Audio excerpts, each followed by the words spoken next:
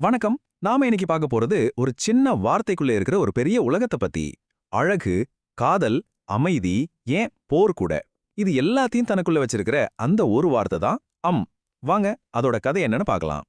கொஞ்சம் யோசிச்சு பாருங்களேன். நெருக்கம், அழக, அப்புறம் போர். இது மூணுக்கும் என்ன சம்பந்தம் இருக்க முடியும்? பார்க்கறதுக்கு ஒண்ணுக்கு ஒண்ணு சம்பந்தமே இல்லாத மாதிரி இருக்குல்ல. ஒரு விடுகதை மாதிரி கூட தோணலாம். ஆனா இதுக்கான பதில் ஒரு விடுகதை இல்ல, அது ஒரு மொழி அதிசயம். இந்த மூணு விஷயங்களையும் ஒன்னா இணைக்கிற அந்த ரகசியம் ஒரே ஒரு தமிழ் வேர்ச்சொல்லுக்குள்ள தான் ஒழிஞ்சிருக்கு.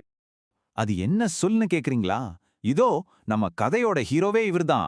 அம் அப்படிங்கிற வேர்ச்சொல். வேர்ச்சொல்னா என்னன்னு சிம்பிளா சொல்லணும்னா அது ஒரு மொழியோட டிஎன்ஏ மாதிரி. எத்தனையோ வார்த்தைகள் இந்த ஒரு சின்ன சத்தத்துல இருந்து தான் உருவாகுது.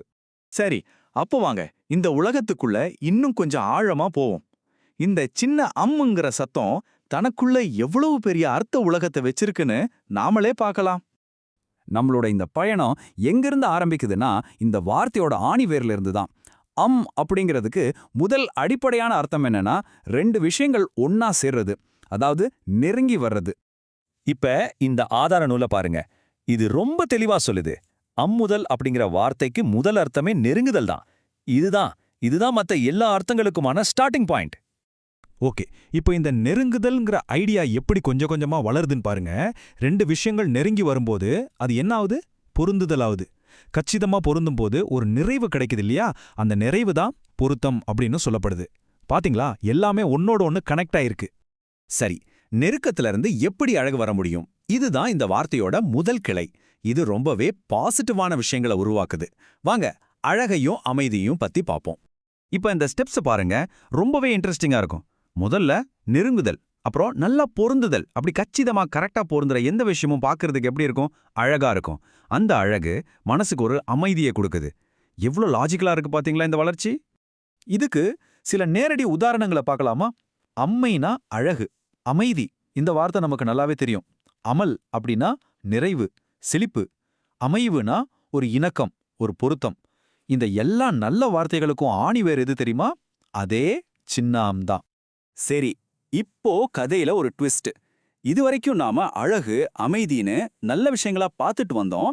ஆனா இதே வேர்ச்சொல்லுக்கு அப்படியே ஆப்போசிட்டான இன்னொரு முகமும் இருக்கு. அதுதான் போர், பிணைப்பு.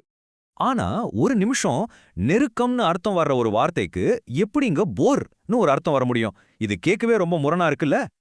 இந்த கம்பேரிசனை பாருங்க, தலை சுத்திடும். ஒரு பக்கம் அமைதி, அழகு, காதல்னு மென்மையான வார்த்தைகள். இன்னொரு பக்கம் அதே வேர்ல இருந்து வர்ற அமர், அதாவது போர், அமர்க்களம், அடக்குன்னு ரொம்ப கடுமையான வார்த்தைகள். எப்படி எப்படி இது ஒரே வேர்ல இருந்து வந்திருக்க முடியும்? இது நாமெல்லாம் சொல்ற கற்பனை இல்ல, அதுக்கு ஆதாரமும் இருக்கு. இதோ பாருங்க, இந்த நூல்ல அமர் அப்படிங்கிற சொல்லுக்கு நேரடியா போர், போரிடுதல்னு அர்த்தம் கொடுத்திருக்காங்க. இதுதான் அந்த ஆச்சரியமான கனெக்ஷன். அப்போ இதுக்கு பின்னாடி என்ன லாஜிக் இருக்கு? கொஞ்சம் யோசிச்சு பாருங்களேன். நெருங்கி வர்றதுங்கிறது சண்டை போடுறதுக்கும் பொருந்தும் தானே? ரெண்டு பேர் சண்டை போடும்போது நெருங்கி வந்து தானே மோதுவாங்க. ஒருத்தரை அடக்கணும்னாலும் நெருக்கமா போய் தானே அடக்க முடியும். இப்படிதான் அன்புன்னு அர்த்தம் கொடுத்த ஒரு வேர் வன்முறைங்கிற அர்த்தத்தையும் தனக்குள்ளே எடுத்துக்குது. வெயிட் பண்ணுங்க, ஆச்சரியம் இதோட முடியல. இந்த அம் அப்படிங்கிற வேர் தமிழ் மொழியோட எல்லையை தாண்டி ரொம்ப தூரம் பயணிச்சிருக்கு. இது ஒரு இன்டர்நேஷனல் வார்த்தை.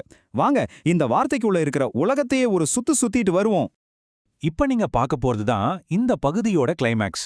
இந்த ஆதார நூல்ல பாருங்க, தமிழ்ல இருக்கிற அம் சொல்லுக்கு ஈக்குவலா லாட்டின் மொழியில அமோரே, அதாவது அன்பு, இங்கிலீஷ்ல அமெச்சோர், ஆமியபிள், ஆமோரஸ்னு காதல், அன்பு சம்பந்தப்பட்ட வார்த்தைகளை குறிப்பிட்டிருக்காங்க.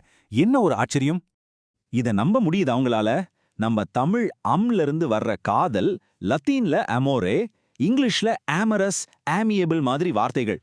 இது எல்லாத்துக்கும் ஒரு பொதுவான மொழியியல் வேறு இருந்திருக்கலாம்னு இது சொல்லுது.